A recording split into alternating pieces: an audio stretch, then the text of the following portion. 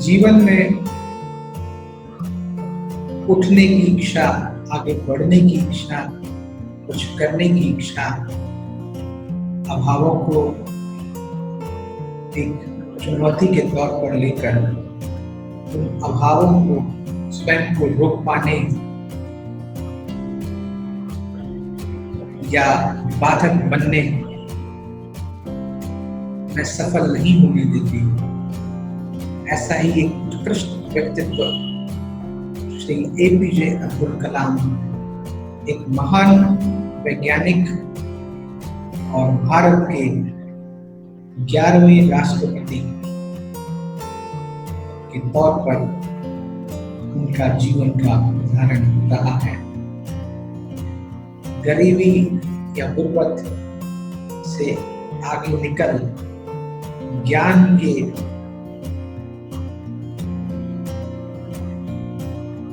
Knowledge के sect को अपनाकर अपने आप को आध्यात्म, धर्म, दर्शन, विज्ञान और विज्ञान की सेवा में समर्पित कर देने वाले मिसाइल मैन श्री एपीजे अब्दुल कलाम का जीवन महान चुनौतियों से भरा हुआ और हमारी युवा पीढ़ी के लिए एक महान सीख का द्योतक है। उनके जीवन में इतनी आभा और प्रकाश है कि हम उस प्रकाश के तले अनेकों जीवन रोशन कर सकते हैं। आज 27 जुलाई को ईश्वर ने उन्हें हमसे दूर कर दिया था। उनकी पुण्यतिथि पर हम उनकी एक कविता के द्वारा उन्हें एक श्रद्धांजलि अर्पित कर रहे हैं। ये कविता उनके द्वारा अपनी माँ को समर्पित थी। इस कविता को हम हिंदी में रूपांतरित करके उनके भावों को समझेंगे।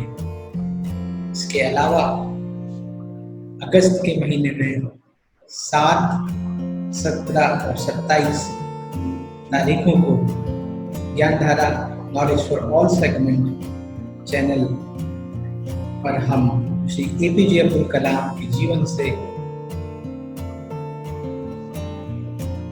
स्टोरी टेलिंग के माध्यम से युवाओं के लिए कुछ सीखें लेकर आएंगे। उम्मीद है हम सब उनके महान चरित्र से या उनके महान जीवन से कुछ न कुछ सीखकर अपने जीवन को सार्थक बनाएंगे। इन्हीं विनम्र शब्दों के साथ मैं अगले क्षणों में उनकी कविता के साथ उपस्थित होता हूँ। आदरणीय, आपको श्रद्धांजलि, नमन।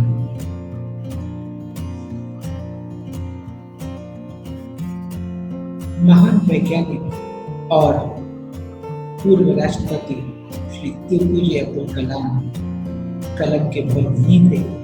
वे एक सुविख्यात लेखक, वैज्ञानिक और दार्शनिक भी थे। इसके अलावा गाहे बगाहे उनके लेखन की ताकीद हमें कई अर्थों में मिलती आई है। उनके जीवन की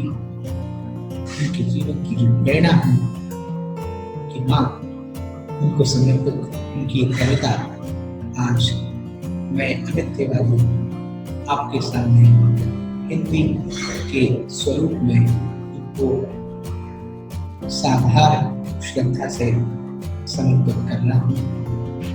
उम्मीद है इस महान विज्ञान विशारद के शब्दों को हम न्यायोचित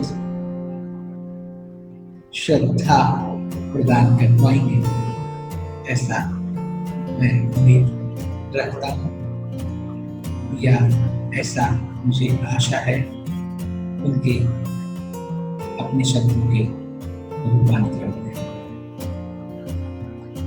श्री एपीजे अब्दुल कलाम की कविता to the memory of my mother, इसको हम हिंदी में उद्धृत करेंगे। साधारण श्रद्धा के साथ उन्हें श्रद्धांजलि। समुद्र की लहरें और चमकती रेत, धर्म का वो विश्वास, रामेश्वरम की वो मस्जिद वाली गली, और वो सब मुझे आज याद आ रहा है। एवं मुझे उन सब की स्मृतियां उभर आई हैं। तुम जैसे स्वर्ग की किसी देखभाल वाले हाथों के साथ मुझ तक पहुंच रही हो। मुझे याद है वो मुश्किल दिन जब जिंदगी चुनौतियों से भरी थी और स्थितियां बहुत अच्छी नहीं थी। मीलों तक चलकर सूर्योदय से पहले जाना जीवन का एक नितांत था। जीवन की शिक्षा के लिए उन संत स्वरूप शिक्षकों से मंदिर के पास जाना और फिर मीलों चलकर विद्यालय में पढ़ना, रेतीले चोटियों से होते हुए रेल स्टेशन के सड़क से जाकर अखबारों को संचय कर उन अखबारों को इस मंदिर के शहर के नागरिकों को बांटना, सूर्योदय के पहले उठकर ये श्रम करके फिर विद्यालय जाना जीवन की एक नितांत आवश्यकता थी। शाम को अपना व्यापार कर निभाकर पेट का सृजन करना, फिर रात भले पढ़ने बैठकर तुम्हारे इस छोटे से बेटे का दुख तुम सब जानती हो। तुम्हारे इस अनमोल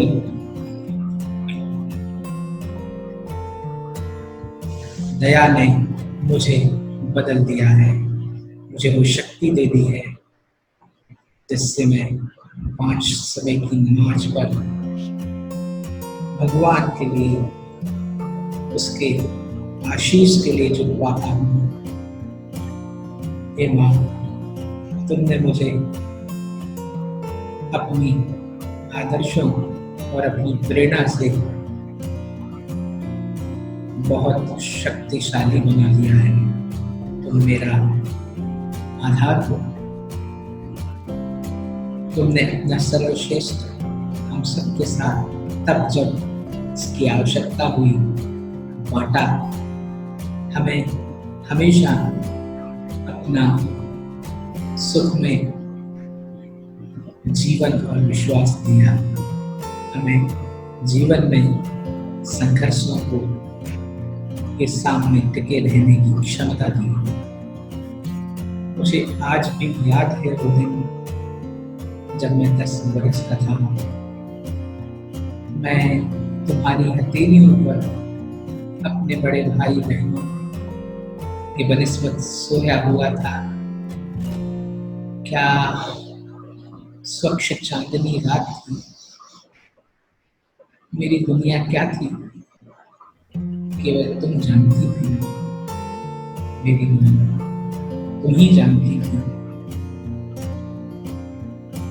मुझे याद है वो आधी रात जब मैं उठ गया था, मेरे नेत्रों में आंसू भर आए थे। मैं तेरे चरणों में अपने घुटनों पर झुक आया था। तुझे अपने बेटे का के दर्द का एहसास था। तेरे देख रेख ने मेरे उस दर्द को मिटा दिया। तेरी ममता ने मुझे सब कुछ, सब दर्द मेरा मिला दिया।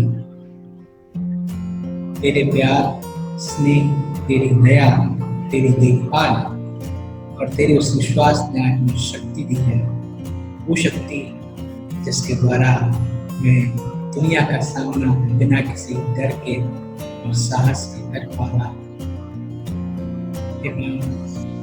मेरी माँ, अब मैं मिलूंगा तुझसे उस निर्णय के पूरे होने पर, या वो दिन जो निर्णय था तेरा कलाम।